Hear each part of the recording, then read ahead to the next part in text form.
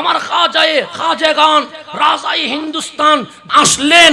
হিন্দুস্তানে মুসলমান সৈন্য যেদিন ইন্তেকাল করলেন, জানাজায় 99 লাখ মুসলমান দাঁড় করায় দিছে। তাহলে আমার খাজা আসছে, মুসলমান কত? 0 সৈন্য।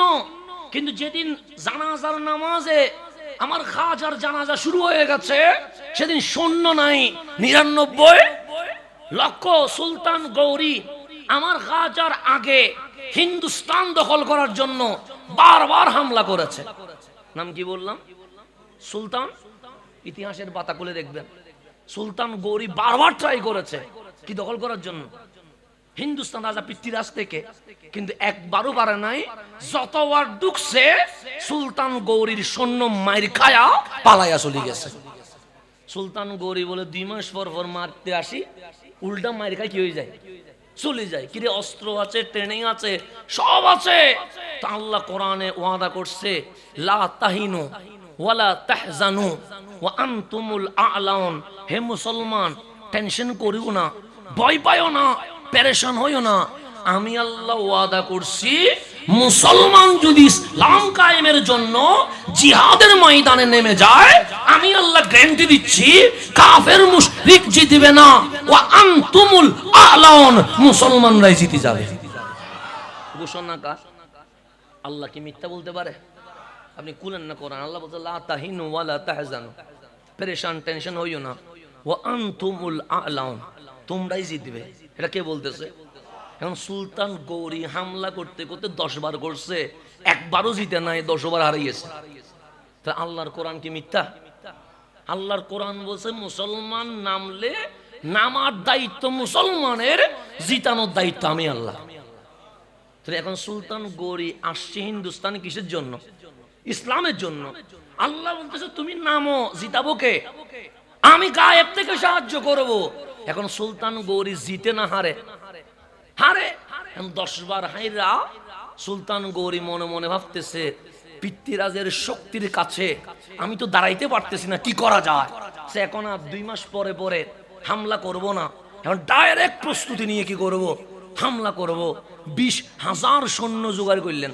কয় হাজার? 20,000 সৈন্য পাহাড়ের ভিতরে নিয়ে গেছে ট্রেনিং দেওয়ার জন্য, যে কেউ জানবে না, গোয়েন্দা সিআইডি খবর দিতে পারবে, এমন ট্রেনিং দিব ইনশাআল্লাহ এবার সুলতান গৌরীর বাহিনী হিন্দুস্তানে কালিমার বিজয়ের পতাকা তুলে ফেলবে। কয় হাজার সৈন্য রেডি করলেন? 20,000 নিয়া পাহাড়ের তলদেশে চলে গেছে। কেউ যেন কি করে না জানে। 2 মাস চলে যায়, সুলতান গৌরী হামলা করে না। 3 মাস চলে যায়, সুলতান গৌরী হামলা করে না। 4 মাস চলে যায়, সুলতান গৌরীর সৈন্য আসে না। পৃথ্বীরাজ বলেন, কিরে এই মানুষটা 2 মাস পর পর মারতে আসে, এমন কি হয়ে গেল? 4-5 মাস চলে গেছে, এই মানুষটা আর আসছে না, কিছু হয়েছে কিনা? সিআইডি রে বললেন, একটু কি নাও, খবর নাও, এগুলো কোন আবার ভিতরে ভিতরে কোনো কিছু করে দিতেছে কিনা, খবর লাগাও। সিআইডি খবর নিয়ে দেখে পাহাড়ের তলদেশে সুলতান গৌরীর নেতৃত্বে 20,000 সৈন্য রেডি হচ্ছে। গুপ্তচর তাড়াতাড়ি এসে পৃথ্বীরাজকে বললেন, এইবার ঝামেলা একটু বড় হতে পারে। হামলাটা 100 নয়, 900 নয়, 1000 নয়, 2000 নয়, আবার অনাতে যারা পারে না এরকম না, 20,000 সৈন্য ট্রেনিং চলছে। সুলতান গৌরী হামলা করবে। পৃথ্বীরাজ বলে, যদি ট্রেনিং নেই, একটা হচ্ছে শক্তি, একটা মুসলমানের ভিতরে ইমানের পাওয়ার আছে। 20,000-এর বিপরীতে 20,000 যদি বসায় আমরা হেরে যাব, আর 20,000-এর বিপরীতে যদি 40,000 বসায় তাও হেরে যাব, কারণ মুসলমানদের ইমানি শক্তি আছে। পৃথ্বীরাজ বলে, ওরা যদি 20 হয়, আমি পৃথ্বীরাজ 90,000 সৈন্য রেডি করব। কয় হাজার? কারণ মুসলমানের ইমানি পাওয়ার আছে। ইমানি পাওয়ার থাকলে একটা আলাদা কি থাকে, শক্তি থাকে। পৃথ্বীরাজ কি করছে, 90,000 সৈন্য কি করতে ফেলছে, কিন্তু এটা সুলতান গৌরী জানে না, কারণ সুলতান গৌরী তো ট্রেনিং এ ব্যস্ত আছে। এদিকে সিআইডি নিউজ চলে আসছে। সুলতান গৌরী বলেন, ইনশাআল্লাহ চলো রওনা দিই। সবাই ঢুকলেন 20,000, পৃথ্বীরাজ 90,000 বাইর করে দিছে। কত ঢুকছে? 20 বাইর করছে কত? শুরু হয়ে গেছে যুদ্ধ। 1 ঘন্টাও মুসলমান দাঁড়াইতে পারে নাই। কারো হাত কেটে গেছে, কারো পিঠ কেটে গেছে, কারো পা কেটে গেছে, তো জান তো বাঁচানো ফরজ। সবাই যখন হাত কাটা, পিঠ কাটা, পা কাটা নিয়ে দৌড়ানি শুরু করছে, 20,000 সৈন্য, 90,000-এর লড়ানি ছুটি যখন পালায় চলে যাচ্ছে, দেখলেন এক নুরানি দবদবে সাদা পাগলে আল কোরআন হাতে তসবিহ নিয়া দিল্লির দিকে রওনা হয়ে গেছে। ওনার ডানে বামে কেউ নাই, হাতে তরবারিও, হাতে কি আছে, বগলে কোরআন আছে, নুরানি সাদা দবদবে মানুষ ইন্ডিয়াতে ঢুকে গেছে। কারণ 20,000 মাইল খাই চলে যাচ্ছে, আর ওনার কাছে কোনো তরবারি কিছুই। তখন ওই 20,000 মানুষ যখন দেখলেন দাড়ি আছে, পাগড়ি আছে, জুব্বা আছে, তসবিহ আছে, কোরআন আছে, 20,000 সৈন্য যারা মাইর খাইছে, ওরা বুঝতে পারছে উনি অমুসলিম নয়, উনি মুসলমান। তো উনি যখন দিল্লির দিকে রওনা হচ্ছে, 20,000 সৈন্য ডাক দিলেন, ইয়া রাজুল আইনা তাযহাব, হে রাজুল, হে পুরুষ, দেখতে তো মনে হয় আরব থেকে এসেছেন, কারণ কাপড়ের ড্রেস, আপনার ড্রেস আপ দেখে আজমি মনে হয় না, হিন্দুস্তানি মনে হয় না, মনে হচ্ছে আরব থেকে এসেছেন। যাচ্ছেন কই? ইলা দিল্লি। প্রথমে যাব দিল্লি, এরপর যাব আজমির। সে দিল্লি যে যাবেন, আমাদেরকে চিনেন যে তোমরা কারা? আমরা সুলতান গৌরীর সৈন্যবাহিনী। তো এই অবস্থা কেন? রক্তে লাল কেন? সেই হিন্দুস্তানের বাদশাহ বড় জালেম, নাম তার পৃথ্বীরাজ। আমরা এই পর্যন্ত 11 বার হামলা করেছি, একবারও জিততে পারি নাই। তো যেখানে 20,000 মানুষ মাইর খায়া পালায়া চলে যাচ্ছি, আপনি কোনো তরবারি নাই, অস্ত্র নাই, বোমা নাই, একলা ঢুকে যাচ্ছেন, কারণ কি? তখন উনি ডাক দিয়ে বললেন, আসলা কি নিয়া? সে তরবারি নিয়া। যাচ্ছ কি নিয়া? সে মাইর খায়া।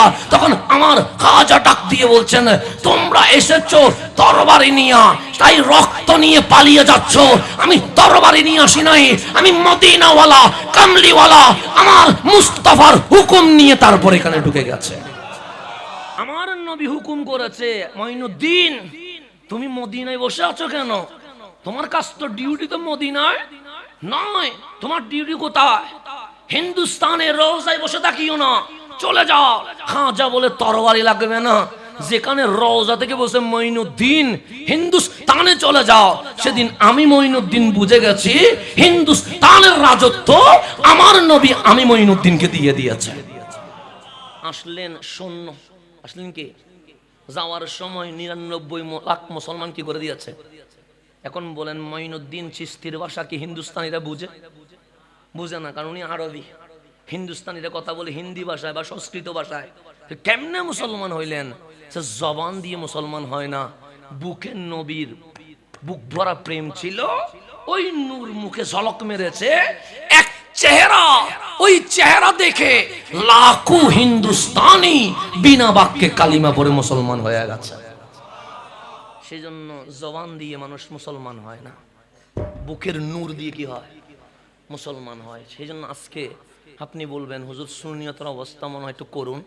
দোষ কারো না, দোষ আমার। কারণ আমি রসুলে পাককে যেভাবে লালন করা দরকার সেভাবে লালন করতে পারি নাই। রসুলে পাককে যেভাবে অনুসরণ করা দরকার সেভাবে আমি করতে পারি নাই। রসুলে পাকের সুন্নত চুল থেকে নখ পর্যন্ত যেভাবে বাস্তবায়ন করা দরকার সেইভাবে পারি নাই বলেই করুণ অবস্থা। আবার যদি আমরা কামলিওয়ালার ইজ্জত সম্মান রক্ষায় যদি মাঠে নেমে যায়, দেখবেন শাহ জালালের জমিন আবার সুন্নিয়তের জমিনে রূপান্তর হয়ে যাবে।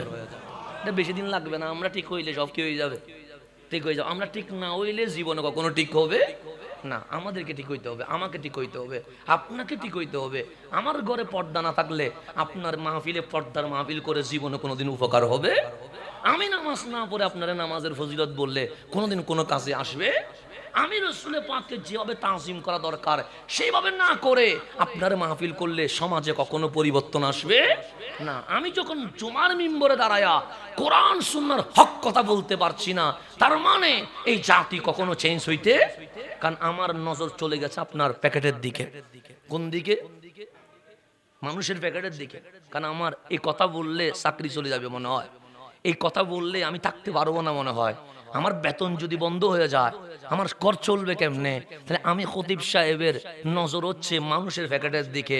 যদি আমার এই আকীদা থাকতো, হক কথা বলবো, চাকরি চলে গেলে যাক, কারণ রিজিকের মালিক এই পৃথিবীর কোনো মানুষ নয়, আমার আল্লাহই রাজ্জাক, আমার রিজিকের ব্যবস্থা উনি করে দিবে। এই ঈমান যদি আমার থাকতো, তাহলে আমি হক কথা বলতে পারতাম না? পারতাম তো। কেন আমি বলি না? কেন বলি না? আমার ঈমান এটা নাই। আমার ঈমান হচ্ছে মানুষের প্যাকেট থেকে ওই থেকে আমার বেতন না পাইলে নসিব করে। প্রথম মাহফিল আমাকে করতে হবে, আমাকে যেন আল্লাহ হেদায়েত নসিব করে দোয়া করবেন। এখন সামনের দিকে যাই, গভীরভাবে খেয়াল করবেন। আমরা যেখানে ছিলাম সেখানে চলে যায়। আওয়াজ বুঝলেন না? সাউন্ড বক্স দিতে পারবে না? সাউন্ড বক্স লাগাই দাও। এখন গভীর মনোযোগ। আমি যেখানে ছিলাম সেখানে চলে যায়। তাহলে আমরা যারা মাহফিলে আসছি, আমরা কারা? আবার যারা মাহফিলে আসতে পারে নাই ইচ্ছাকৃতভাবে, ওনারা কারা? দুইটা কি হয়ে গেছে? ফারাক হয়ে গেছে, দুইটা দল হয়ে গেছে। এখানে আমি আবার বিরোধ বাজাই দিচ্ছি না। আসেন, এটা ওনার স্বাধীনতা, আপনি আসছেন, এটা আপনার অধিকার। এখানে আমি কাউকে জোর করে প্রবেশ করানোর কোনো অধিকার। কেউ যদি মিলাদুন নবী না করে, আমি কি তারা জোর করতে পারবো? পারবো? তা আমরা কি বলি?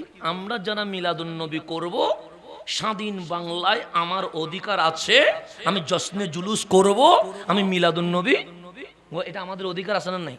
আছে। যিনি করবে না, ওনার অধিকার আছে। আপনি লাইট বন্ধ করে ঘুমান, আমার কোনো আপত্তি। তবে আমরা যারা মিলাদুন নবী করি, তাদেরকে বাধা দেওয়ার অধিকার আপনার নাই। কথা ঠিক আছে না? আপনার পথ আপনার, আমার পথ আমার। আমি আমার মতো করে চলি, আপনি আপনার মতো করে। এখানে বাধা দিবার মতো ওই রকম অধিকার আল্লাহ কি কাউরে দিছে? দেয় নাই। সুতরাং আপনার এই যে মিলাদুন নবী ভালো লাগে না, আপনি করবেন না। আমরা যারা আহলে সুন্নাত ওয়াল জামাত, আমরা বলি মিলাদুন নবী আমাদের করতে হবে। কেন? আল্লাহ আমাদেরকে যত নিয়ামত দিয়েছে, তার মধ্যে সর্বশ্রেষ্ঠ নিয়ামত আমার কামলিওয়ালা রহমতুল লিল আলামিন। এটা শুকরিয়া আদায় করার দরকার আছে না? নাই? আছে। তো দুনিয়াতে আল্লাহ ছাড় দেন, আল্লাহ দুনিয়াতে বিচার করেন না। যদি হুজুর এই যে গজব আসে, এটা হচ্ছে সতর্ক করার জন্য। আল্লাহ দুনিয়াতে কোনো শাস্তি দেন না। তো কাল হাসরের ময়দানে আল্লাহর সামনে, রসুলে পাকের সামনে সেদিন দেখা যাবে আপনি মিলাদুন নবী করেন নাই, আমরা মিলাদুন নবী করেছি। আসবো সেদিন, যেদিন হাসরের ময়দানে আমার নবী দুই হাত উজাড় করে দিয়ে বুকে ডাকবে। আমরা দেখব যারা মিলাদুন নবী করে, নবী কি তাদেরকে বুকে নেই, আর যারা মিলাদুন নবী করে না তাদেরকে নেই। এটা আমরা সেদিন প্রমাণ পেয়ে যাব ইনশাআল্লাহ। দেখবো সেদিন আমার নবী কারো বুকে নেয়। কথা ঠিক না? আমার নবী কারো উম্মত বলে ডাকে, সেদিন আমরা দেখব। সুতরাং দুনিয়াতে মারামারি করার দরকার। আপনি মিলাদুন নবী না করে যদি নিজেকে হক মনে করেন, আপনি এটা নিয়ে থাকেন, সমস্যা নেই। আমরা মিলাদুন নবী করে আমরা নিজেদেরকে হক মনে করি, আমরা এটা নিয়ে থাকি। কাল হাসরের ময়দানে যখন সবাই নফসি নফসি করবে, সেদিন আমরা দেখব আমার নবী বুকে কারে টেনে নিচ্ছে। সেদিন আপনাকে নিচ্ছে না আমাদেরকে নিচ্ছে, সেদিন আমরা দেখব ইনশাআল্লাহ। কেন এটা কেন বলছি? সাহাবায়ে কেরাম নবীর জন্য যা করেছে, এটা 1400 বছর পরে না, কিয়ামত পর্যন্ত জীবনে কখনো এইরকম ভালোবাসার নজির এই পৃথিবীতে আর কেউ দেখাইতে পারবে না। পারবে? পারবে না। আপনারা আমি বুখারী মুসলিমের শুধু একটা সূত্র দিয়ে মূল আলোচনায় চলে আসব। শুধু বুখারী মুসলিম থেকে হযরতে উরওয়া রাদিয়াল্লাহু তাআলা, উনি তখন নন মুসলিম ছিলেন। যেমন আজকে আমাদের নির্বাহী অফিসারের সাথে একজন নন মুসলিম আসছে কি আসে নাই? আসছে। উনি, আমি যখন আসছি, উনি স্টেজ আসতে যাচ্ছে না, কারণ মুসলমানদের মাহফিল, উনি সংকোচ বোধ করছেন। তো আমার মাহফিল কমিটি বলছেন না সমস্যা নেই, আসেন। তো আমি বললাম যাক না, সমস্যা কি? আমার নবীটা তো শুধু মুসলমানের নবী না, রহমতুল লিল আলামিন, সবার নবী। নবী আসে কি সবাই দামি করে নাই? সবাই দামি করছে। তো তো সবাই আসুক না, হেদায়ত কখন জুটে যাবে তা আমার মালিকই জানে। নবীর প্রেম যদি বিধর্মীর বুকে থাকে, এটাও তো হতে পারে মরণকালে কালিমা নসিব হয়ে মুসলমান হয়ে মারা যাইতে পারে। এরকম অনেক নজির আছে, অনেক নজির। সেটা মক্কি জীবনে আছে, সেটা মদনী জীবনে আছে। এরকম আমি লক্ষ হাজারো দলিল আপনাকে দিতে পারবো। বিধর্মী অবস্থায় শুধু এটাই মানতো এই নবীটা ভালো মানুষ, এই নবীটা সাদেক, সত্যবাদী, এই নবীটা আল্লাহ আমিন। কাউরে যদি বিশ্বাস করা না যায় তাহলে মা আমেনার আওলাদরে বিশ্বাস করা। এতটুকু আকীদা বিধর্মী অবস্থায় পোষণ করতেন। আমার মালিক ওনারে বেমান করে মারে নাই, ওনার উপর ঈমান এনে দামি করে তারপর ইন্তেকাল দিয়ে দিয়েছেন। এরকম অসংখ্য আছে। আমার নবীর খেদমত করেছেন এক ইহুদি। কে খেদমত করেছেন? ইহুদি বিধর্মী। আমার যদি কোনো একজন আসি যদি বলে আমি আপনার বেকাল গাবো, কিন্তু আমি হিন্দু, আমি বলবো যে ভাই দরকার নাই, তোমার গায়ে তুমি, আমার গায়ে আমি, আমার বেকাল গানো দরকার নাই। ইহুদি এসে বলছেন নবীরে এরকম সুন্দর কেমনে হয়? এরকম সামনের দিকে চলে আসেন। আমি বললাম যে মানুষ আর এলাকাবাসী হমে বান বাড়িকে কি বাবা একটু দরুদ শরীফ পড়েন। আল্লাহুম্মা সাল্লি আলা নবিয়ানা। আলহামদুলিল্লাহ। আপনারা একটু সামনে সামনে চলে আসেন, একজনকে একজন জায়গা করে দেন, একটু একজনকে একজন কি করে দেন, জায়গা করে দেন। মাশাআল্লাহ। আচ্ছা যাক, আলহামদুলিল্লাহ। আমাদের ফোরা মাহফিল মাশাআল্লাহ যতটুকু আইডিয়া করা হয়েছে ততটুকু কি হয়ে গেছে, কমপ্লিট হয়ে গেছে। রব্বে করিম এই মাহফিলকে কবুল করো। কারণ আপনাদের মহাব্বতের যে নাজরানা, এটা শুকরিয়া আদায় করে আমি শেষ করতে পারবো না। আলহামদুলিল্লাহ যথেষ্ট সুন্দর আয়োজন হয়েছে। আমার বুকটা ভরে গেছে যখন প্রথমে ঢুকতেছি যে মিলাদুন নবী এইভাবে হওয়া দরকার। কারণ যেভাবে লাইটিং করছেন, যেভাবে আজিমুর শান প্রস্তুতি নিয়েছেন, মনটা খুশি হয়ে গেছে। মিলাদুন নবী মানে জাস্ট বুঝ দেওয়ার জন্য করা এটা না, এমনভাবে করতে হবে যেন পুরা এলাকাবাসী বুঝে যাবে যে এই এলাকার মানুষ সবচেয়ে বেশি খুশি হয়েছে রহমতুল্লিল আলামিনকে পেয়ে। এটা আপনারা দেখাইছেন মাশাআল্লাহ। এটার জন্য আমি গুনাহগার মানুষ, দোয়া কবুল হবে কিনা জানি না, কিন্তু আমি প্রত্যেক মোনাজাতে এটা মনে রাখবো যে এই এলাকার মানুষ রসুল পাকের জন্য পুরা মহল্লা কি করে দিয়েছে, সাজিয়ে দিয়েছে। এটা আমি মনে রাখবো আজীবন। রব্বুল আলামিন এই মহব্বতকে সালামত রাখো। যে দরবারে এখন সবাই মিলেমিশে থাকবেন, রসুল পাকের জন্য সবাই কি থাকবেন, মজবুত থাকবেন। সব কিছুর ব্যাপারে দুই এক কম্প্রোমাইজ করবেন, কিন্তু নবীর ব্যাপারে কোনো কম্প্রোমাইজ করা যাবে। আপনি ভাত খান না, এরকম অনেক সময় হয় না, আমরা ভাত, অনেকে রুটি পছন্দ করে, অনেকে ভাত পছন্দ করে, কোথায় বসছেন, এখন আপনার ভাত খান না, এনে দিছে বা কম্প্রোমাইজ করেন যে ওকে খুশি করার জন্য আমি কি খাইলাম, ভাত খাইলাম, কিন্তু যখন বলবে মিলাদুন নবী করিও না, আপনি বলবেন সব কম্প্রোমাইজ করব, কিন্তু নবীর ব্যাপারে কোনো কম্প্রোমাইজ চলবে না। তুমি আমার খাবারের রুটিন চেঞ্জ করে দাও, আমি মানবো। তুমি আমার ঘুমানোর রুটিন চেঞ্জ করে দাও, মানবো। তোমার ঘরে দাওয়াত দাও, 100 বার যাবো, কিন্তু ঘর থেকে বের হয়ে যদি বলো আজকে নবীকে আমার মতো বলো, গর্দান চলে যাবে। কামলিওয়ালার ব্যাপারে কোনো কম্প্রোমাইজ করা যাবে না, এটা মনে রাখবেন। সব ঠিক থাকবে।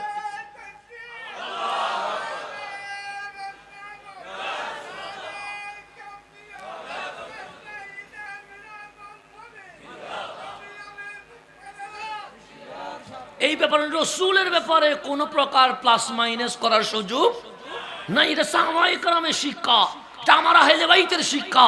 সব বিষয়ে আমরা নম্রতা দেখাবো, হাসি মুখে কথা বলবো, গরম হব না, চোখ রাঙ্গাবো না, কিন্তু নবীর ব্যাপারে যখন কথা আসবে আমরা বিন্দু পরিমাণ কখনো ছাড় দিতে পারবো না। এমনি আমরা সবসময় নরম কথা বলবো। আহলে সুন্নাত ওয়াল জামাত মানে যারা বদদুয়া করেন, সবসময় কি করে, দোয়া করে, হেদায়েতের দোয়া করে, আল্লাহ যেন অবুজকে বুঝ দেওয়ার দোয়া করে। আমরা গালাগালি করব না, কিন্তু আমরা রসুল পাকের ব্যাপারে আমরা বিন্দু পরিমাণ ছাড় দেওয়ার কোনো সুযোগ নাই। এটা মনে রাখবেন। আল্লাহ যেন আমাদেরকে কবুল করে নেয়, আমিন। এখন সামনের দিকে যে গভীরভাবে খেয়াল করবেন, আমি যেখানে যাচ্ছিলাম সেখানে চলে যায়। আমার নবীর খাদেম ছিল কি ইহুদি, মনে আছে কি বলছিলাম?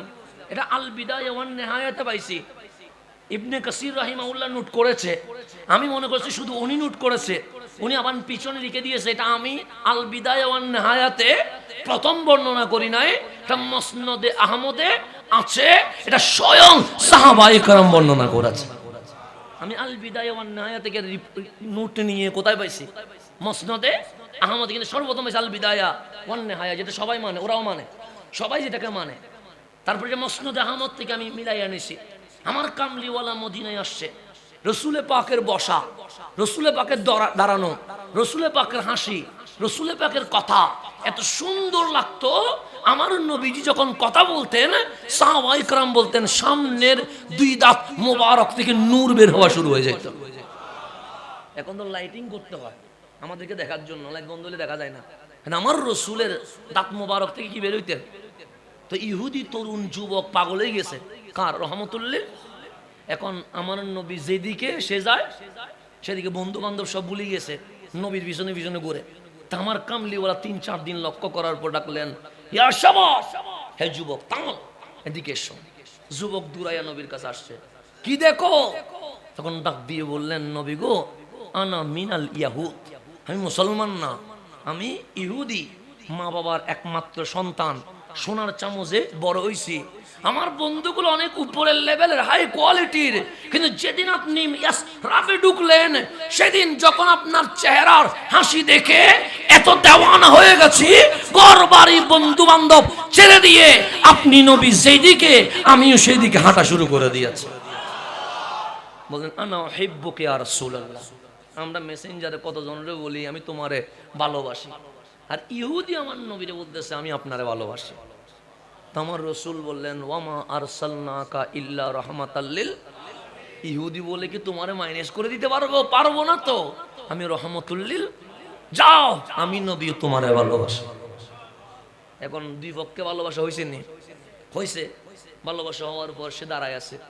আমার নবী বললেন, যাও না, ঘরে যাও, ওই আমি ভালোবাসি তোমাকে, যাও। ও একটা কথা আছে। কি কথা? সে মন চাই ঈমান আনতে। মন চাই কি আনতে? আমার রসুল বলেন, আমি তো জোর করি না, যদি মন চায় ঈমান আনবা, আনতে পারি না। কেন? ওই যে বললাম, আমি মা বাবার একমাত্র সন্তান। আমার মা আমার বাবা যদি শোনে আমি ঈমান কালিমা পড়ে মুসলমান হয়ে গেছি, বেশি কষ্ট পাবে, সেই জন্য মা বাবারে কষ্ট দিতে পারবো না। আমার রসুল বললেন, আমি তো তোমাকে জোর করতে পারবো না, কারণ ইসলাম এটা আমি দাওয়াত দেওয়া আমি দিব, কিন্তু জোর করে কাউরে মুসলমান বানানো এটা আমার সিস্টেমে নাই। তুমি যদি ঈমান না আনো সমস্যা নাই, একটা আবদার নিয়ে এসেছি ভালোবাসার মানুষের কাছে। কি আবদার? থাকবো ইহুদি, সমস্যা নেই, কারণ আমার মা বাবা রাগ করবে যদি মুসলমান হয়। ইহুদি দেখে আমার ভিতরে আপনি বসে গেছেন, আপনারা বাদ দেওয়ার কোনো সুযোগ নাই। ইহুদি কিন্তু ভিতরে আপনি, ভালোবাসা আপনার। বুক বলে রসুল, সুখ বলে রসুল, বিচদান বলে রসুল। ইহুদি দেখে আপনি নবীর গোলামি করতে চায়, রাখবেন নি গোলাম হিসেবে? কারে বলতেছে? রহমতুল্লিল। আমার নবী বললেন, খেদমত করবা? হ্যাঁ, খেদমত করবো, খাদেমে রসুল হবো, রাখবেন? আমার কামলিওয়ালা হলেন, বেলাল তোমার হাতের লোটার গামছাটা তারে দিয়ে দাও, আজকে থেকে আমার খাদেম হিসেবে আমি নবী তারে দায়িত্ব দিয়ে দিলাম। ইহুদি নবীর কি হয়ে গেছে? খাদেম হয়ে গেছে। রসুল অজু করতে যায়, ইহুদি যুবক লোটা থেকে পানি দেয়। আমার কামলিওয়ালা অজু শেষ করে ইহুদি গামছায় গায়া দেয়। আজান দিয়েছে বেলাল, আমার রসুল মসজিদে যাবে, ইহুদি যুবক পিছনে পিছনে নবী ছাড়ে না, দরজায় দাঁড়িয়ে গেছে রহমতুল্লাহ আলামিন। আমার নবী বলেন, তুমি পিছনে ছাড়ো নাই? না, ছাড়বো না তো আপনারে। আমার নবী বলে, এটা মসজিদ, সে জানি তো, সে মুসলমান মসজিদে যাবে। এখন তোমারে যদি বলি মসজিদে আসো, তোমার ধর্মে অবমাননা হবে। আমি কামলিওয়ালা কারো ধর্মে আঘাত দিতে পারবো না, এখন কি করবো? আমার কামলিওয়ালা বলেন, ছুটি দিয়ে দিলাম, যাও ঘরে মা বাবারে সময় দাও, বন্ধুদেরকে সময় দাও। সে আর তারপরও যায় না। আমার রসুল যাবা না? সে না, যাবো না। তো তুমি তো মসজিদে ঢুকতে পারবা না, যেহেতু তুমি ইহুদি, ঢুকলে তোমার ধর্ম অবমাননা হবে, তোমার ধর্মে আঘাত হবে। তো যুবক বলছে মসজিদে ঢুকবো না, তো আমার নবী বলে মসজিদেও ঢুকবা না, করবা কি? আমি যখন এখানে দাঁড়িয়ে থাকবো, আপনি ইমাম হয়ে নামাজ পড়বেন, আপনার পিছনে হাজারো মুসল্লি থাকবে, চোখ বলবে রসুল কই, বুক বলবে রসুল কই, কিন্তু আমি নবী দেখবো না। কেন? রসুল সামনে, পিছনে হাজারো আনসার মুহাজির দাঁড়িয়ে আছে। যখন রসুল দেখার যন্ত্রণায় বুকটা চটপট করবে, তখন কামলিওয়ালার এই দুই নালাইন জুতো মোবারক বুকে লাগায়া বলবো, কান্দিস না, নবী ইমামতি করছে, নবীর জুতা মোবারক আমার বুকে রয়ে গেছে। আমি কামলিওয়ালার জুতা কোথায় রাখবো? ওই নালাইনি শরীফ যেটা আপনারা ঘরে রাখেন, ইহুদি যুবক বলছে আমি বুকে কি করব, লাগায়া রাখবো। রসুল নামাজ পড়তে যায় 5 ওয়াক্ত মসজিদে, আর যুবক দরজায় দাঁড়াইয়া রসুলের জুতা মোবারক কোথায় রাখে, বুকে। ঘরে যায়, একদিন চলে গেছে, নবী ছাড়ে না। 1 সপ্তাহ চলে গেছে, নবী ছাড়ে না। 1 মাস চলে গেছে, নবী ছাড়ে না। বছর চলে গেছে, নবী ছাড়ে না। এরকম 3 বছর কন্টিনিউ বিনা বেতনে আমার নবীর খেদমতে নিয়োগ হয়ে গেছে। যুবক কার খেদমতে? নবী। আমরা আজকে নওজওয়ানরা সিনেমা, নাটক, জেনা, মাদক, জুয়া এগুলাকে সঙ্গী করে নিয়েছি। কিশোর গ্যাং, মারামারি, হানাহানিকে সঙ্গী করে নিয়েছি। আর ইহুদি যুবক আমার নবীর জুতা মোবারককে সঙ্গী করে নিয়ে নিয়েছে। কয় বছর? 3 বছর পর আমার নবী ওযু করতে গেলেন, দেখলেন পানি ঢালছে ইহুদি যুবকটা না, সৈয়দুনা বেলাল। আমার কামলিওয়ালার ওযু শেষ হয়েছে, গামছা গায়ে দিচ্ছে, যুবক নাই বেলাল। আমার নবী থেমে গেলেন, ডাক দিয়ে বললেন, ইয়া বেলাল, ও আমার বেলাল, আইনা সাবা, ওই ইহুদি যুবকটা কই যে আমার ওযুর পানি দিত, যে আমার গামছা দিত? তখন বেলাল বললেন, নবী গো, যে একবার আপনার কদমে আসে সে কি যেতে পারে? তো যেতে যদি না পারে আজকে আসে নাই কেন? সোয়াহুয়া মরিদ জিদ্দান, এমন কঠিন রোগে আক্রান্ত হয়ে গেছে, সে আসতে পারছে না। যদি হামাগুড়ি দিয়ে আসার সিস্টেম সামর্থ্য থাকতো, সে আজকে নবীর কদমে, গড় থেকে হামাগুড়ি দিয়ে নবীর কদমে চলে আসতো। তা আমার নবী ডাক দিয়ে বললেন, বেলাল বেশি অসুস্থ? হ্যাঁ বেশি অসুস্থ। আমার কামলিওয়ালা বললেন, বেলাল একটু মসজিদে যাইয়া বলো আজকের জামাতটা একটু দেরিতে পড়বো। বেলাল বললেন, নবী গো কেন? ওই যুবক এতদিন আমার কাছে আসছে না, সাহাম আপনার কাছে আসছে, আজকে অসুস্থ। সাহাম আজকে আমি কামলিওয়ালা তার ঘরে চলে যাব। প্রেমিক হন, নবী আপনার ঘরে আসবে। অনেকে বলেন নবী নাকি আসতে পারে না, কে বলে আসতে পারে না? ওয়াইস আল করনি হতে পারলে নবী আসতে পারে, আলা হযরত হতে পারলে নবী আসতে পারে, ইমাম শেরে বাংলা হলে নবী আসতে পারে, শাইন শাহে সিরকুট হলে নবী আসতে পারে, গাউসুল জামান আল্লামা তাইয়্যিব শাবাওয়াজি হলে নবী আসতে পারে, গাউসুল আজম মাইসবান্ডারি হলে নবী আসতে পারে, শাহ জালাল হলে নবী আসতে পারে, খাজা আজমির হলে নবী আসতে পারে, বাহাউদ্দিন নকশবন্দি হলে নবী আসতে পারে, আল মুজাদ্দিদ আল ফেসানি হলে নবী আসতে পারে। কিন্তু আশিক হইতে পারি নাই বলে নবী দেখতে পারি নাই। সেজন্য যতদিন আমার আলা হযরত নবী দেখে নাই, যতদিন দেখে নাই, ততদিন আলা হযরত কি বলছে জানেন? তু জিন্দা হে ওয়াল্লাহ, তু জিন্দা হে ওয়াল্লাহ, মেরি চশমে আলম সে চুপ জানে ওয়ালে। নবী গো খুদার কসম আপনি জিন্দা, যদি না দেখি দোষ আমার চোখের, সেজন্য দেখতেছি না। চোখটা চোখ বানাইতে পারি নাই বলে নবী, কিন্তু তারপরেও কি নবী প্রেম ছাড়ছে? কখনো লেখে জমিন ও জামা তোমারে লিয়ে, মকিন ও মকা তোমারে লিয়ে, চুনি ও চোনা তোমারে লিয়ে, বনে দুজহা তোমারে লিয়ে। কখনো বলে আজ জলে উনকি ফনা, आज मदद मांग उनसे, पर न मानेंगे अगर क़यामत को मांग गया। क्यों आला हज़रत के बोलें अपनी तो मुफस्सिर, क्यों आला हज़रत के बोलें अपनी तो मुहद्दिस, क्यों आला हज़रत के बोलें अपनी तो मुहाब्बिगानी। तখন आला हज़रत बोलें अहमद रज़ा তুমি কি মুফাসসির, তুমি কি মুহাদ্দিস, তুমি কি মুতাকাল্লিম, তুমি কি বক্তা? তখন আহমদ রেজা দিল বলছে, খৌফে নরক আই রেদা, तू ही अब्दे मुस्तफा, तेरे लिए आमान है, तेरे लिए आमान है।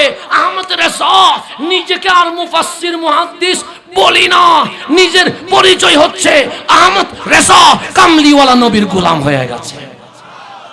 নবী প্রেম সারে না, খানায়ে কাবার দুয়ারে চলে গেছে। আপনি কাবায় গিয়ে বলবেন লব্বাইক আল্লাহুম্মা। আমার আহমদ রেজা কাবার দিকে তাকাইয়া বললেন, हाँ जियो आओ शहनशाह का रोजा देखो। কাবা দেখ চুকি, কাবা কা কাবা দেখো। মক্কায় যেটা দেখতেছো এটা কাবা, মদিনায় যেটা আছে এটা কাবারও কাবা। আমার নবীর সাক্ষাৎ মিলে নাই, আসছে পাগলের মতো মদিনায় মুনাওয়ারায়, কামলিওয়ালার রোজার সামনে দাঁড়িয়ে আছেন। বললেন, ইয়া রাসূলুল্লাহ, আহমদ রেজা এসেছে, উঠা দো পর্দা, দিখা দো চেহারা। আমার কামলিওয়ালা বলে, আহমদ রেজা কি বললা? এতদিন তো দেখা দেই নাই, আজকে এমন নাত শরীফ বলে ফেললা, উঠা দো পর্দা, দেখা দো চেহারা। আমি আর থাকতে পারি নাই, পর্দা উঠে গেছে। আহমদ রেজা কামলিওয়ালার দিদার শুরু করে দিয়েছে।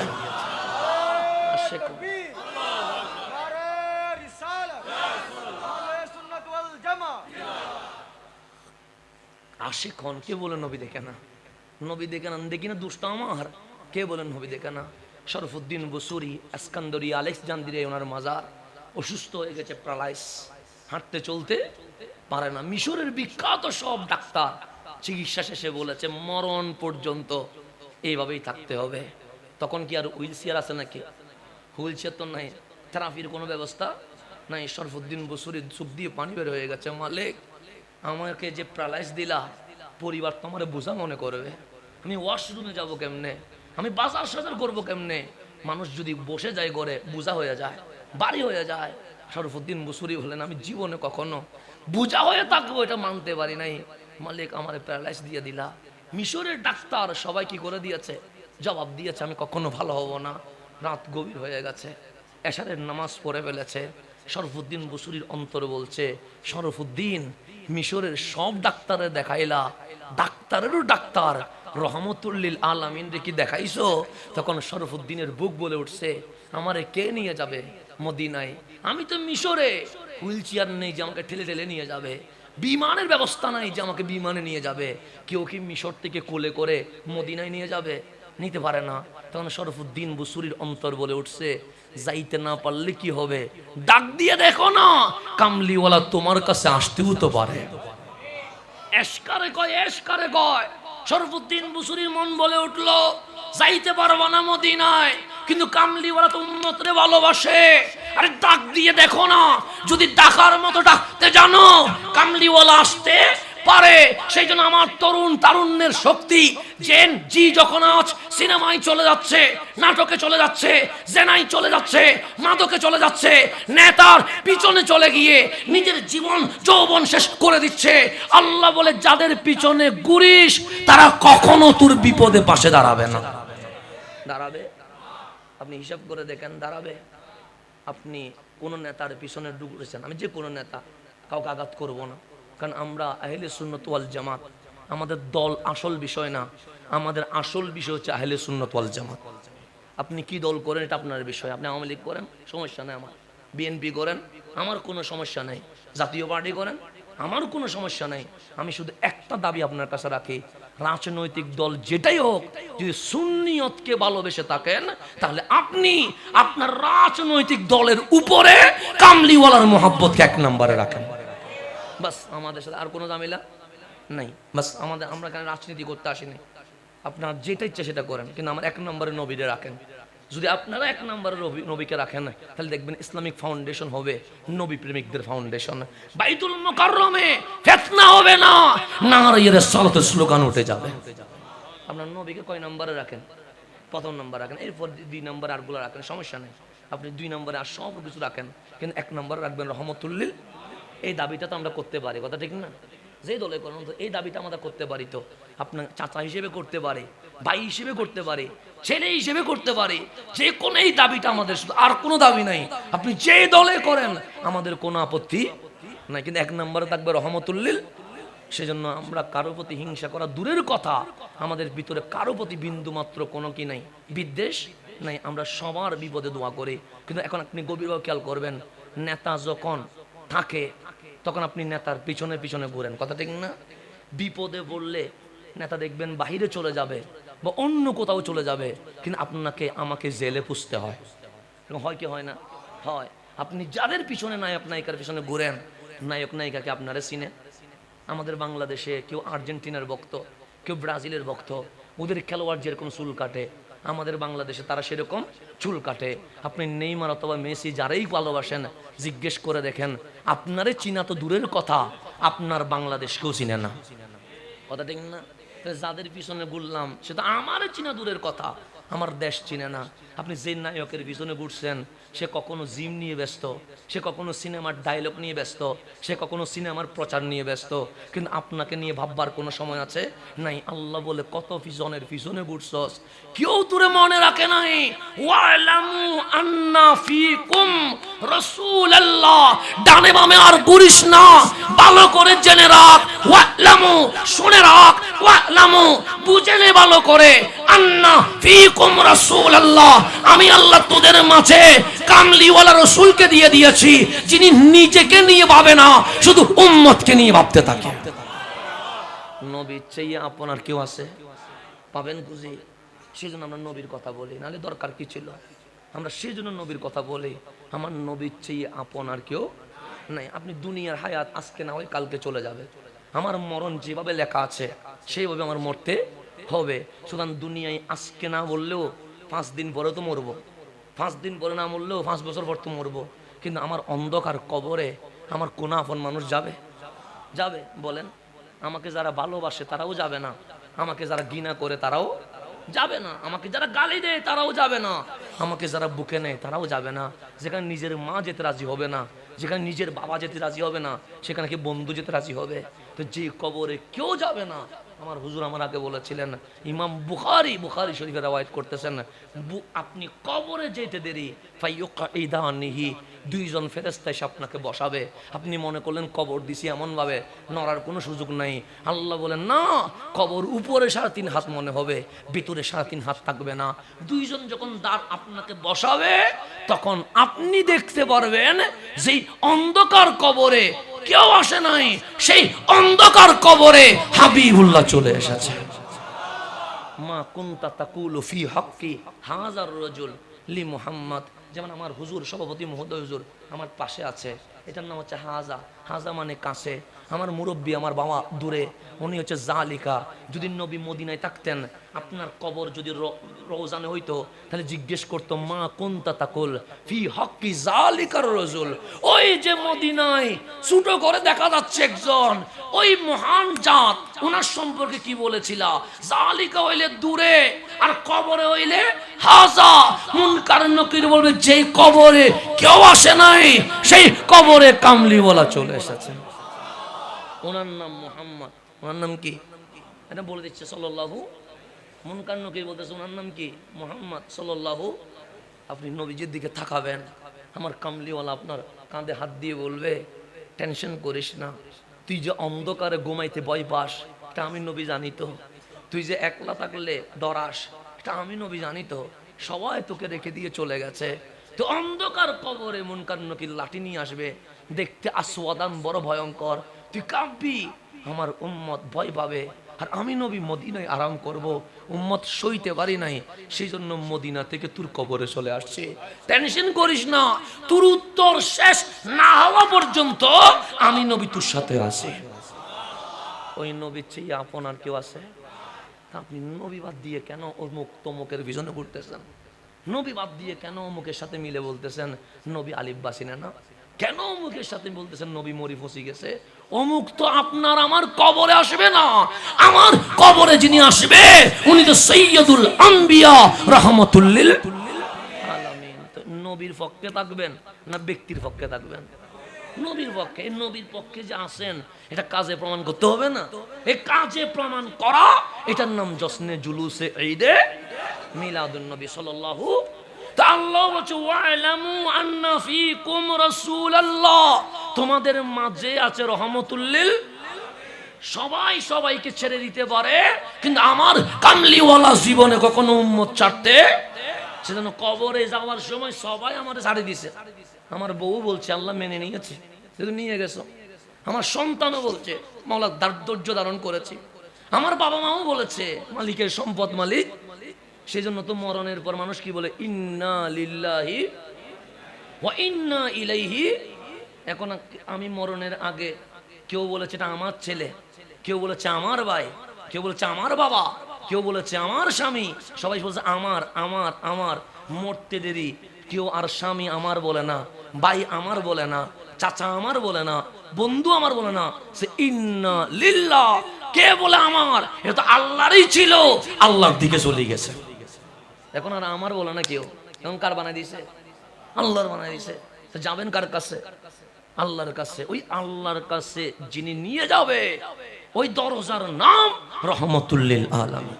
ওয়া হুয়া বাবুনা, তিনি আমাদের দরজা। কোথায় নেওয়ার জন্য? আল্লাহ পর্যন্ত নেওয়ার জন্য। তাহলে কবরে নবী আসবে কি আসবে না? নবী বাদ দিয়ে আপনি আল্লাহর কাছে যাইতে পারবেন? তো নবীকে দুনিয়ায় বাদ দিলে কবরে মুখ দেখাইতে পারবেন?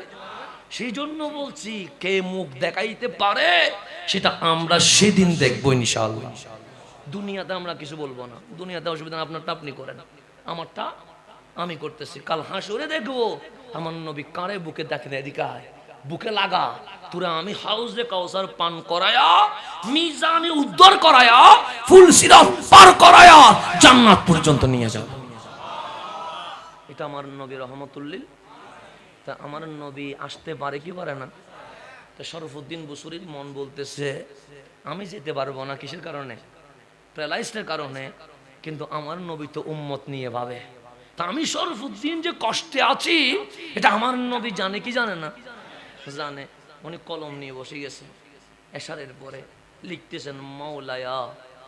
হাত দিয়ে মালিশ করলেন, মালিশ করে বললেন শরফুদ্দিন আমার হাসান বিন সাবেত আমার নাক গাইতো, আমি তার জন্য মিম্বার রেডি করে দিয়েছি।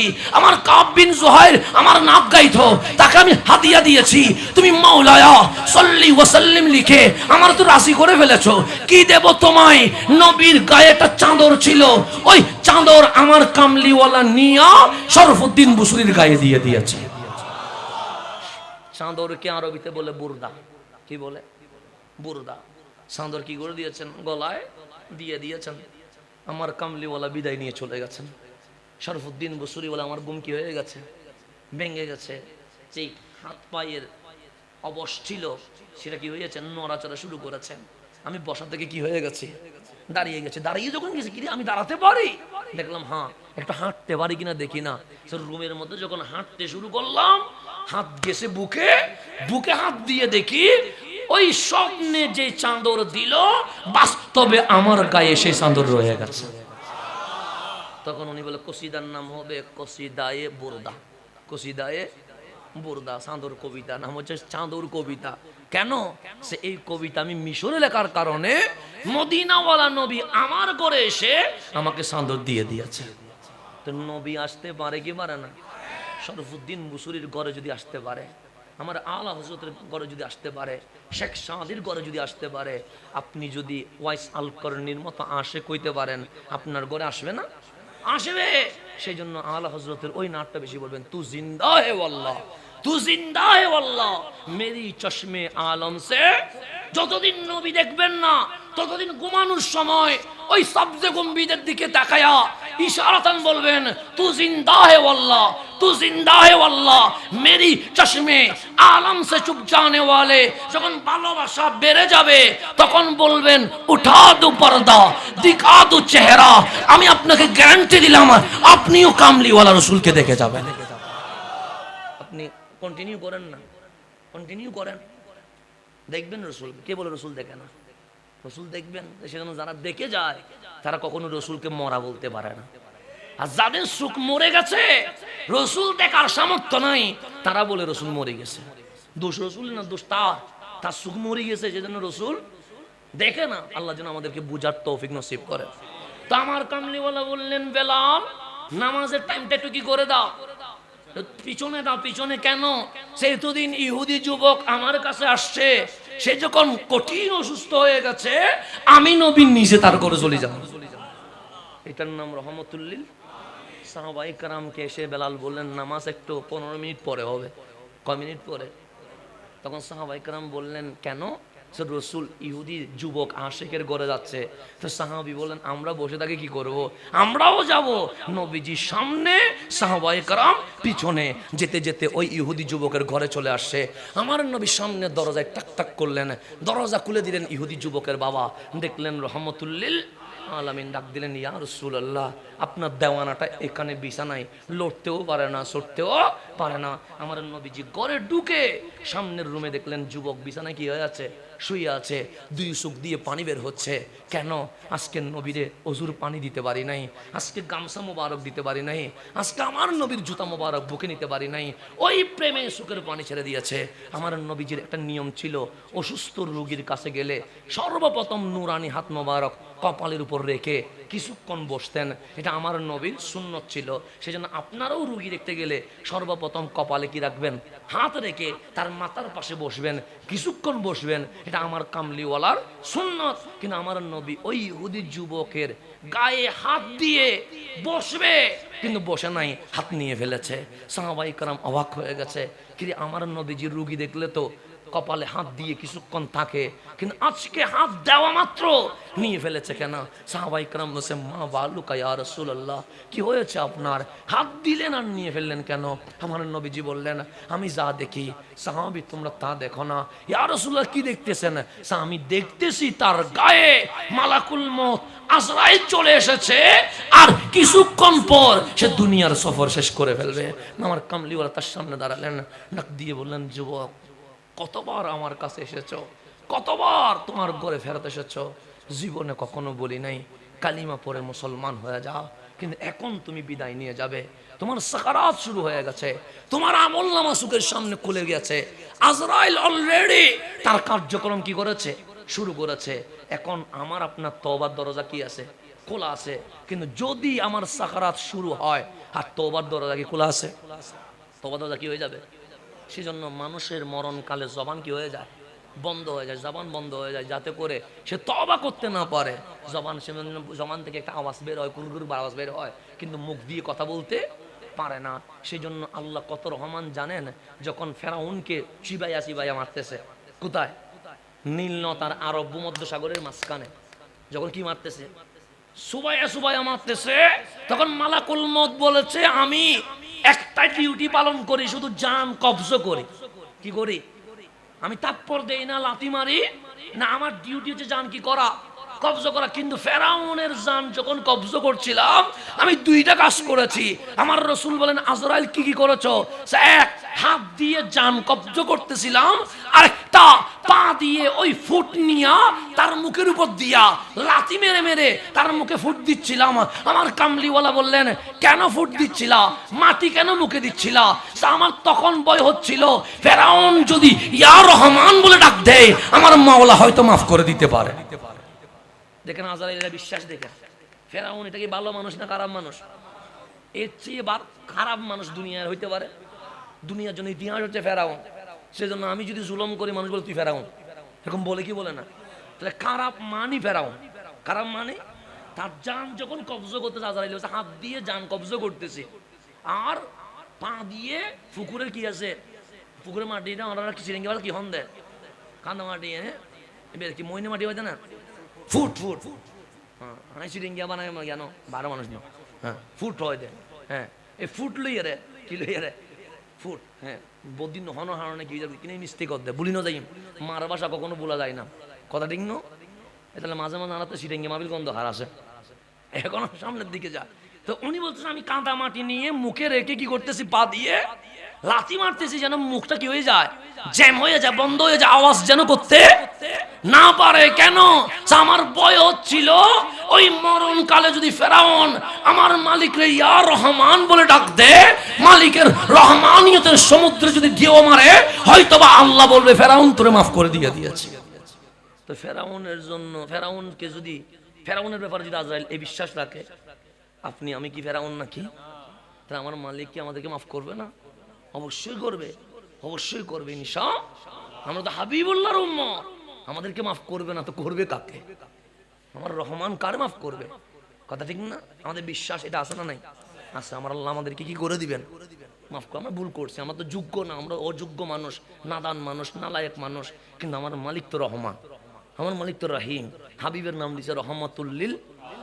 আমার হাবিব কাঁদলে আমি সইতে পারি না, আমার হাবিব যদি উম্মতি বলে, আমি আল্লাহর কাহারিয়ত উঠে না, আমার আল্লাহর রহমানিয়ত উঠে, আমি আল্লাহ নিজেই উম্মতকে মাফ করে দিয়ে দিব। হাবিবুল্লাহ। এখন আসেন গভীর মনোযোগ, আমার কামলিওয়ালা দেখতেছে কি আসি গেছে। এখন বলেন, সাকারাতের বিছানায় তওবা করার কোনো সুযোগ নাই, সেখানে ঈমান আনার কোনো সুযোগ আছে? যেখানে তওবার সুযোগ নাই, সেখানে ঈমানের কোনো সুযোগ আছে? কিন্তু আমার নবী ওই সাকারাতের বিছানায় যুবকরে রেখে বলছে, যুবক 3 বছর আমার খেদমত করেছো, কালিমা ছাড়া যদি মারা যাও, জাহান্নামে চলে যাওয়া, তুমি যদি জাহান্নামে যাও, আমি নবী সইতে পারবো না, শুধু কালিমাটা পড়ো, বাকিটা আমি নবী দেখব। ইহুদি যুবক, ইহুদি। আজকে যে বিধর্মী আসছে সেটা বলতেছি, উনি আসতে যাচ্ছিল না, আমি বলছি জান না, অসুবিধা কি? রহমতুল্লাহ আলামিনের মাহফিল, কোন সময় হেদায়ত হয়ে যাবে সেটা আমার মালিকে না জানে, কথা ঠিক না? জানে। ওইটা বলতে গিয়ে আপনার এখানে চলে আসছি। তো যুবককে বলতে শুধু কালিমা পড়বা তুমি, বাকিটা আমি নবী দেখবো, অসুবিধা নেই। তুমি নামাজ পড়ো না আমি জানি, কারণ তুমি ইহুদি। নামাজ পড়বা কেমনে? তুমি রোজা রাখো না, এটা আমি জানি। রাখবা কেমনে? তুমি তো ইহুদি। ইহুদির উপর তো নামাজও নাই, রোজাও। কালিমাটা পড়ো, বাকিটা আমি নবী দেখবো। তো ওই যুবক বাবার দিকে তাকাইছে। বাবা বললেন আমার দিকে কি? যেই নবীরে সারতে বললাম চারিস নাই, আজ বিদায় বেলায় আমার দিকে কি? নবী যা বলে তাই কর। যুবক নবীর দিকে তাকায় আছে, কামলিওয়ালা ওনার দিকে তাকিয়ে আছে। আমার নবী বলতে শুরু করলেন লা ইলাহা ইল্লাল্লাহু মুহাম্মাদুর রাসূলুল্লাহ। যুবকও বললেন লা ইলাহা ইল্লাল্লাহু মুহাম্মাদুর রাসূলুল্লাহ সাল্লাল্লাহু আলাইহি ওয়াসাল্লাম। কালিমা পড়া শেষ, যুবকের ইন্তেকাল হয়ে গেছে। কালিমা শেষ, যুবক হয়ে গেছে। নামাজ পড়তে পারছে, রোজা রাখতে পারছে, হজ যাকাত করতে পারছে। কালিমা শেষ, জানো শেষ। যখন ইন্তেকাল হয়ে গেছে, আমার নবীর শরীর মোবারকের চাদরটা কোলে যুবকের গায়ে পা থেকে মাথা পর্যন্ত কি করে দিয়েছে? ঘুরে দিলেন। দেওয়ার পরে আমার রসুল বললেন সাহাবী, আজকে নামাজের টাইমটা একটু লেট করেছিলাম, চলো রওনা দিই। আমার কামলিওয়ালা এক কদম দরজা থেকে বাহিরে, আর এক কদম কোথায়? ভিতরে। আমরা বেরোবার সময় এক পা ভিতরে থাকে, আর পা কোথায় থাকে? ওই এক পা ভিতরে আর এক পা বাইরে রেখে আমার নবী আবার পিছনে মোড়ায়া তাকায়া বলছে সাহাবী জাহান্নামী ছিল, আমি নবী জান্নাতি বানাই দিয়ে দিছি। ইহুদিরা আমার নবী কি বানাই দিয়ে দিছে? ছিল আমার নবী বলছে ছিল জাহান্নামী, কি বানাই দিছি? জান্নাতি বানাই দিছি। আজকে এই এলাকার যুবকদের যেই ভালোবাসা, যে আগ্রহ, যে স্পৃহা আমি দেখেছি, এক ইহুদি যুবক যদি নবীর প্রেমের কারণে শেষ ইন্তেকালের মুহূর্তে ঈমান নসিব হইয়া জাহান্নামী থেকে জান্নাতি হয়ে যায়, আপনি আমি ইহুদি নয়, হিন্দু নয়, বৌদ্ধ নয়, মুসলমানের ছেলে আজ নবীর মুহাব্বতে মাহফিলে চলে এসেছে। আমার নবীকে আমাদেরকে ভুলে যাবে?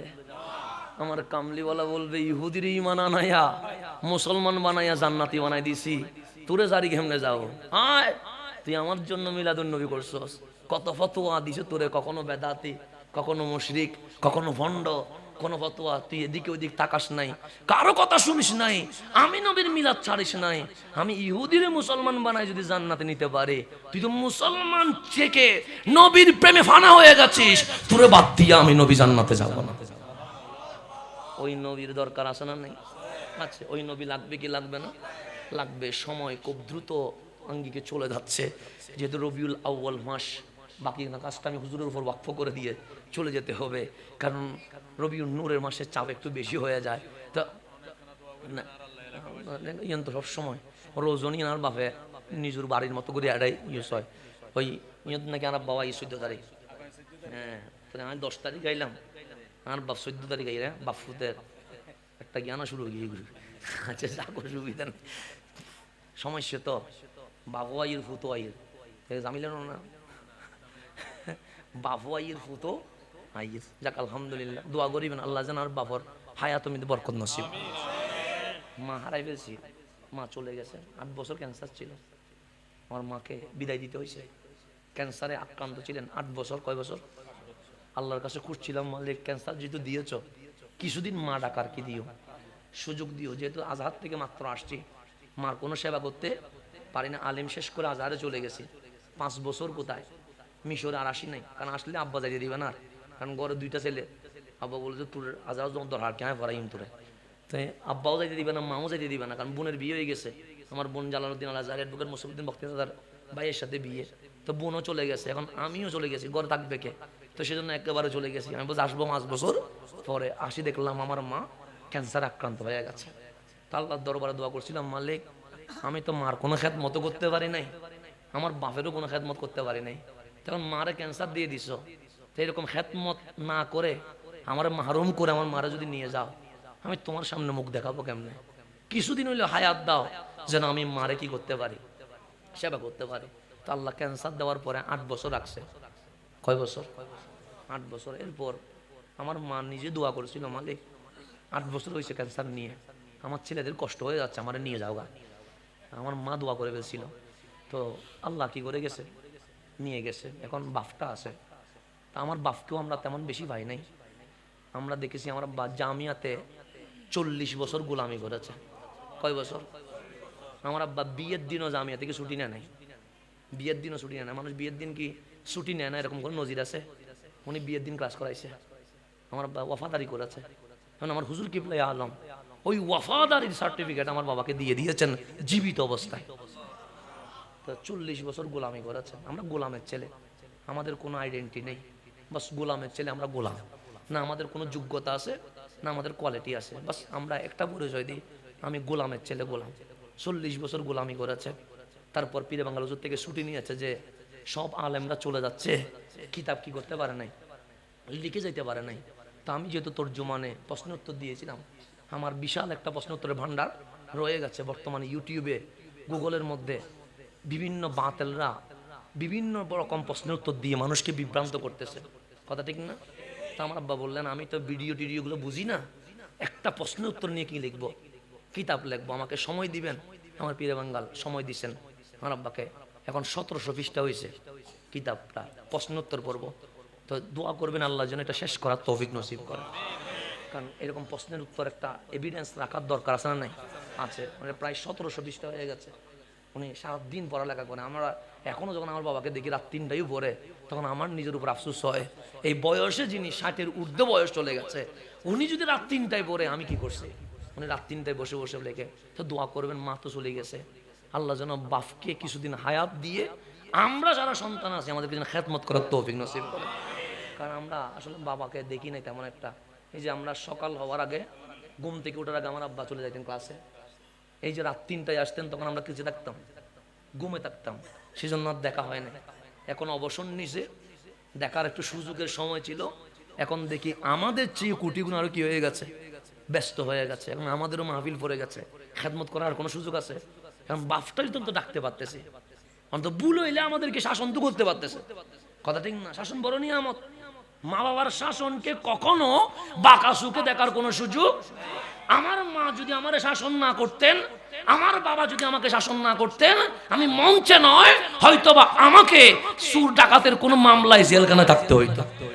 তাহলে মা বাবার দোয়া, এটাকে কখনো অভিশাপ মনে করবেন না, যে কখনো ভারী জিনিস মনে করবেন না। মা যতই বকা দিবে, আল্লাহর দরবারে হাত তুলে বলবেন, মালিক মারা ছবি দেয়, অন্তত দোয়া পাওয়ার সুযোগ হয়ে গেছে। মা বাবার বকা দেওয়া এটাও দোয়া। মা বাবার বকা দেওয়া এটা কি? দোয়া। বাপটা একটু দেখলে কঠিন মনে হয়। আমরা মনে করতাম আমার বাপের চেয়ে কঠিন মানুষ আর দুনিয়া কেউ নেই। কারণ যে মারা মারে, যারা পড়ছে তারা জানে, আমার আব্বা ছাত্ররা জানে, যে মারা মারে কোনো মানে নীতির ব্যাপারে কোনো কি নেই, কম্প্রোমাইজ নাই। এটা ছেলে হোক অন্য কেউ। আমাদেরকে বলতো, তোর বাপনাটা আইলে কি ওই ইহাতে লক্ষ ফোয়া আছে, ডাইরেক্ট বলতো যে বাপনাটা কি ওই ইহাতে ফোয়া হমাই না, হ্যাঁ আমি লক্ষ লক্ষ ফোয়া হাতে বাপ ডাহাত দেন ওর।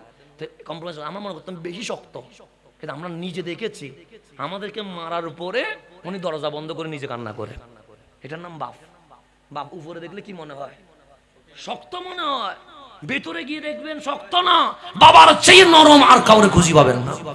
সেজন্য মা থাকতে মায়ের সেবা করতে হবে। এখন আমার কাছে টাকা আছে, আমার মারে আমি একটা শাড়ি দিতে পারি না। আমার এখন টাকা আছে, আমি রাত 2টায় আমার মায়ের জন্য কোনো ফল ফুল নিতে পারি না, নাই। এখন আমি একটা দায়িত্ব আছে, রব্বির হামহুমা কামা রাব্বায়ানি সাগীরা, এটা ছাড়া আমার আর কোনো কিছু। তা আপনারটা যদি চলে যায়, সেবা করতে পারবেন? না বলে চলে যাবে, না বলে চলে যাবে। সেজন্য সময় থাকতে মা বাবার খেদমত করা লাগবে কি লাগবে না? লাগবে। সেজন্য আসেন, আমাদের মা বাবা এটা আমাদের জান্নাত, যতদিন থাকবে আমরা সেবা করব। ইন্তেকালের পর আমরা বেশি বেশি ভালো কাজ করে মা বাবার কবরে সওয়াব পৌঁছাইতে থাকবো। আল্লাহ যেন আমাদেরকে তৌফিক দান করে। তো এখন আসেন গভীর মনোযোগ। আমি যেখানে ছিলাম সেখানে চলে যাক, যেহেতু টাইম খুব দ্রুত চলে যাচ্ছে। তো আমি ছিলাম রসুলের ব্যাপারে, মনে আসেনি? তো কেউ চলে গেছে অন্যদিকে, কেউ চলে আসছে মিলাদুন নবীর মাহফিলে।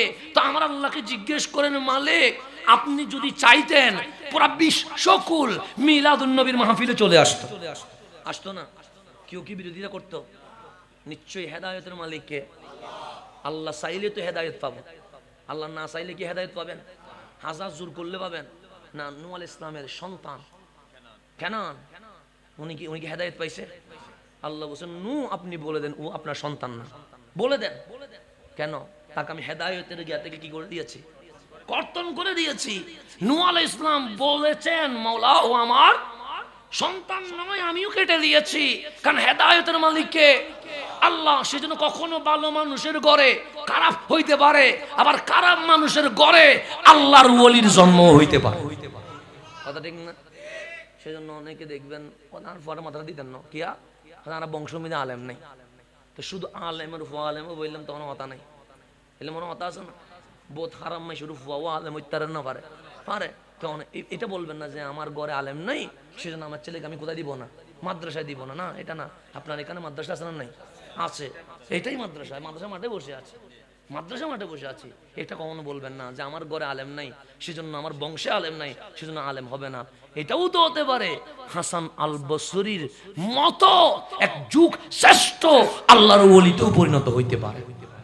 হাসান আল বসরির জীবনটা পড়েন না, উনি আগে এই মাঠে ছিলেন না, তো উনি অন্য মাঠে ছিলেন। সেখান থেকে কোথায় চলে আসছে? এমন চলে আসে সৈয়দুত তাবিঈন হয়ে গেছে।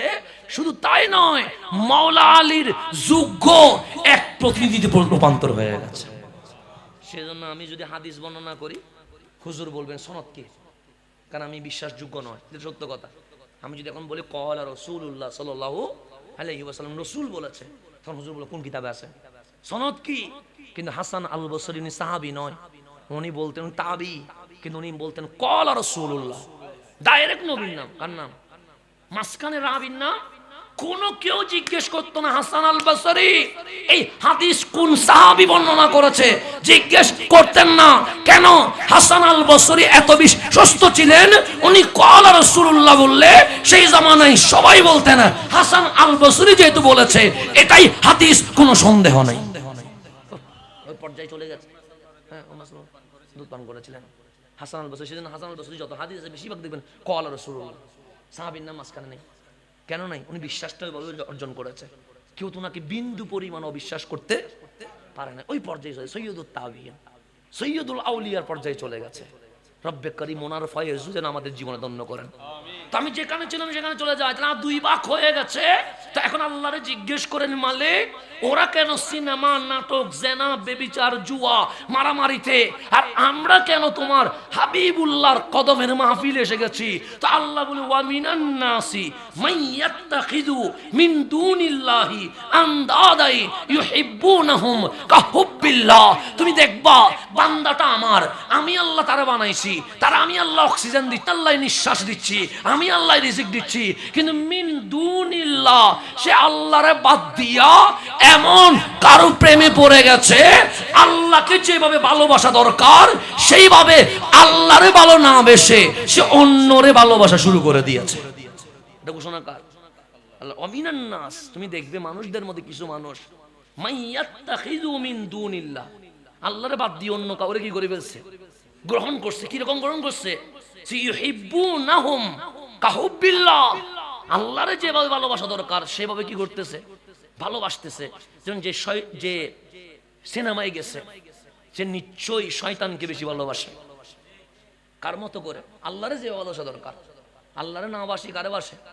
শয়তানকে ভালোবাসছে বলে সিনেমায়, শয়তানকে ভালোবাসছে বলে নাটকে, শয়তানকে ভালোবাসছে বলে জেনায়, শয়তানকে ভালোবাসছে বলে কিশোর গ্যাংয়ে, শয়তানকে ভালোবাসছে বিদায় যত পাপ কাজ আছে, অপরাধ আছে, দর্শন, মদ, জুয়ার মধ্যে চলে গেছে। তাহলে ওদেরটা বুঝে গেছি, ওরা আল্লাহ বাদ দিয়ে কারো ধরে ফেলছে। এখন বলেন যে শয়তান রে দৌড়ে, শয়তান যাবে কোথায়? জাহান্নামে। তো যে শয়তান রে দৌড়ছে সে জীবনে জান্নাতে যাইতে পারবে? তা আল্লাহ বলছে কিছু মানুষ দেখবা সে আল্লাহরে বাদ দিয়ে শয়তানরে ভালোবাসা শুরু করছে, সেই জন্য সে কোথায় চলে গেছে? পাপ কাছে। আপনি বলেন মালিক আমি তো চায়ের দোকানে যাই নাই, আমি তো সিনেমায় যাই নাই, আমি তো নাটকে যাই নাই, আমি তো তোমার হাবিবের প্রেমের বাগানে। আল্লাহ বলে হ্যাঁ, ওয়াল্লাযীনা আমানু, যারা ঈমান এনেছে, আশাদ্দু হুব্বান লিল্লাহ, তাদের হৃদয়ে আমি আল্লাহ আমার ভালোবাসা এমন মজবুত কঠিন করে দিয়েছি, সিনেমা তার ভালো লাগবে না, নাটক তার ভালো লাগবে না, জেনা তার ভালো লাগবে না।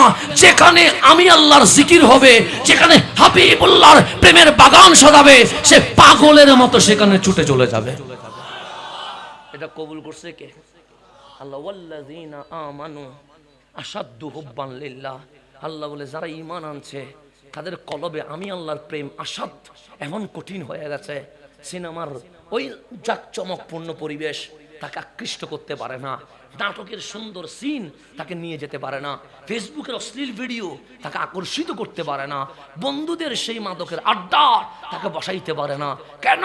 তার হৃদয়ে আমি আল্লাহর ভালোবাসা এত কঠিন হয়ে গেছে, হাজারো যদি বাধা চলে আসে, সমস্ত বাধা ডেঙ্গায়া সে আল্লাহ এবং আল্লাহর হাবিবের প্রেমে দেওয়ানা হয়ে যায়। তাহলে আজকের মাহফিল প্রমাণ করছে নিশ্চয়ই আল্লাহ আমাদেরকে কঠিন ভালোবাসা দিয়েছে। কথা ঠিক না? যদি আল্লাহর কঠিন ভালোবাসা না দিত আমরা কখনো মাহফিলে, এখন ভালোবাসা দিছে কথা ঠিক, আসছে কথা ঠিক, তো এখান থেকে চলে যাইয়া যদি ডানে বামে দূরি হবে, এটা কি করতে হবে? সোজা পথে কন্টিনিউ করতে হবে, দায়েম কায়েম থাকতে হবে। এই দায়েম কায়েম থাকার জন্য একটা সিরাতে মুস্তাকিম আছে, এই সিরাতে মুস্তাকিমের নাম আহলে সুন্নাত ওয়াল জামাত। আপনি যেই দরবারের হন, কেউ কাদেরি আছে, কেউ চিশতি আছে, কেউ নকশবন্দি আছে, কেউ সরওয়ার্দি আছে, কেউ মুজাদ্দিদি আছে, কেউ রেফাই আছে, কেউ দুসুকি শাহজলি আছে, যেই দরবারের হন সকল দরবারের রুট কয়টা? একটা, এটার নাম সিরাতে। ওই সিরাতে মুস্তাকিমের নাম আহলে সুন্নাত। ওই আহলে সুন্নতের মূল দরজায় যিনি বসে আছে উনি রহমতুল লিল আলামিন। উনি রহমতুল লিল, ওই রহমতুল্লিল আলামিন থেকে যেদিকে যাবেন এটার নাম কুল হু আল্লাহু আহাদ। এটার নাম কি? কুল হু আল্লাহু আহাদ। বাস স্টেশন এইভাবে করে যেতে হবে।